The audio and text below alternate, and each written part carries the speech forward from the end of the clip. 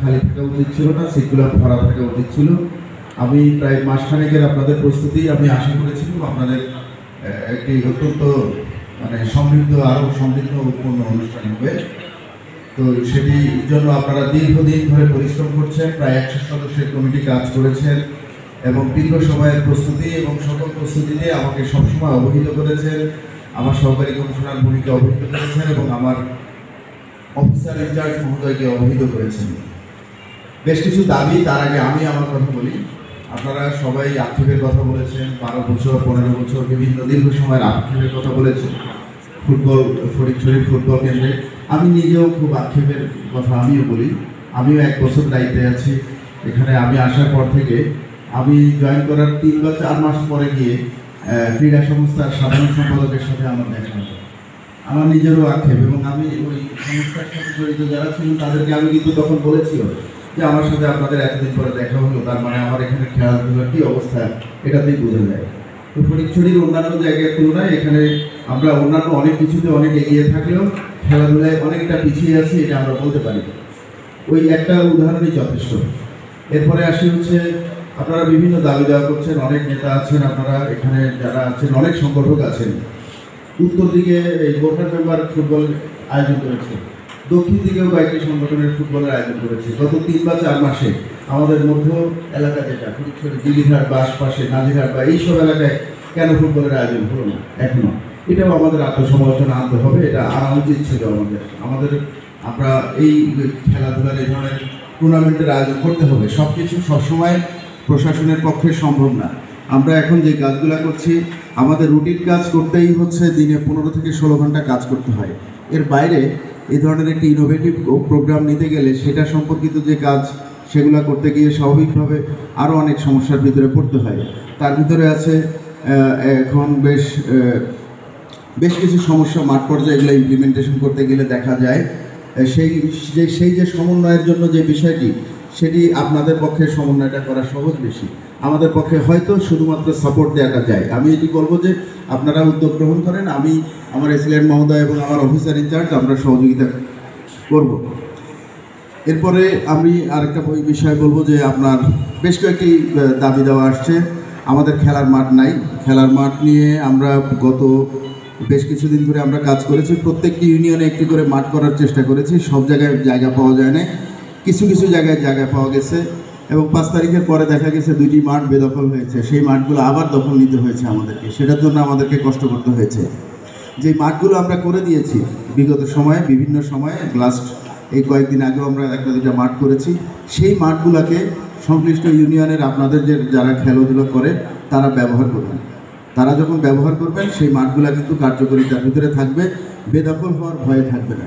আমি একটা মাঠ করে দিয়ে আসলাম, পরে পার্শ্ববর্তী কেউ এসে ধান লাগাই দিয়ে আসলো। আমি একটা মাঠ করে দিয়ে আসলাম, পার্শ্ববর্তী কেউ এসে গাছের চারা লাগাই দিয়ে বেদখল করে নিল। এর চেয়ে দুঃখজনক আর কিছু থাকে না। আমাদের এই মাঠ করতে, জমি উদ্ধার করতে অনেক কষ্ট করতে হয়। আমি আপনাদের সাপোর্ট চাই, আপনারা খেলাধুলার আয়োজন করেন, মাঠগুলো অ্যাক্টিভ থাকুক। যেই মাঠগুলো আছে সেগুলোই অ্যাক্টিভ থাকুক। আমরা মাঠের অভাব ভুগি, মাঠের অভাব আছে উপজেলার সেন্ট্রাল পর্যায়ে, এখানে অভাব আছে, বাকি চারদিকে কিন্তু অনেক মাঠ আছে।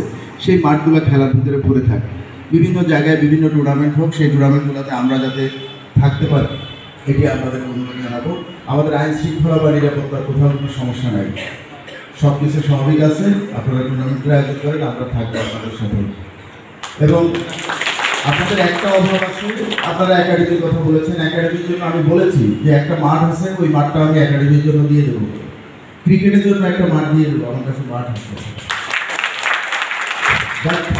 আমার পক্ষে আপনাকে সাপোর্ট দেওয়া সম্ভব। আমি যেমন আজকের হলরুমটা আপনাকে দিয়েছি, আপনি সুন্দর আয়োজন করেছেন, একই রকম মাঠ আমি দিয়ে দিচ্ছি। আপনাকে মাঠকে ব্যবহারের উপযোগিতা করার আপনাকেই কাজ করতে হবে। আপনার যদি আর্থিক কোনো সাপোর্ট লাগে সেটা আমি দিতে পারবো। আপনার লোকবল এবং সাংগঠনিক যে তৎপরতা সেটা আপনাকেই করতে হবে এবং সারা পৃথিবীতে তাই হয়। সংগঠকরাই কাজ করেন, সরকার বা যারা নির্বাহী বিভাগে কাজ করেন তারা শুধু হচ্ছে যে সাপোর্টটা পিছন থেকে, সেই সাপোর্টটাই দিয়ে থাকি। আপনারা কাজ করেন, আমরা আপনাদেরকে সাপোর্ট দেবো। খেলাধুলা সংক্রান্ত কোনো কিছুরই অভাব নাই, যা আছে সেগুলোকে আপনারা ব্যবহার করেন, এটাকে একটু বলবো। এরপরে আসেন হচ্ছে গত কাল নয় পরশু সন্ধ্যায় আমরা আলাপ করেছি, পরশু সন্ধ্যায় মনে হয় একটা টার্ফের বিষয়ে আলাপ করেছি, এটি সমাধান হয়েছে। আমরা এই সপ্তাহে আমরা দেখি জায়গাটা পরিদর্শন করব এবং উপজেলা সদরে একটা টার্ফের বিষয়ে আমাদের আমি এইখানে বসে এটা সমাধান করেছি। যেটি সমাধান হয়নি সেটি বলি, আমরা মাঝে মাঝে প্রশাসনে যারা চাকরি করি অনেক সময় ট্রাই করি যে এটা মানে অনেক সময় অনেক কিছু দেখি যে বাধা বিপত্তি আসে কিনা, তো বাধা বিপত্তিকে অপেক্ষা করি, বাধা বিপত্তি আসে। তো 3 ঘন্টার ভিতরে একটা বাধা বিপত্তি আসছে।